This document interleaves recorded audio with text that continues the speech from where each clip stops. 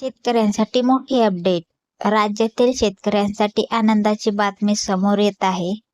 नमो शेतकरी महासन्मान निधी योजनेचा 8वा आणि 9वा हप्ता एकत्र मिळून 4,000 रुपये जमा होण्याची शक्यता व्यक्त केली जात आहे.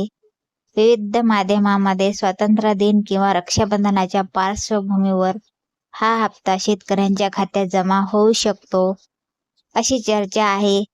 मात्र अधिकृत घोषणा झाल्यानंतरच अंतिम तारीख आणि रक्कम निश्चित होईल. तुम्ही नमो शेतकरी योजनेचे लाभार्थी असाल तर तुमचे बँक खाते, आधार लिंक आणि आवश्यक KYC पूर्ण असल्याची खात्री करून घ्या.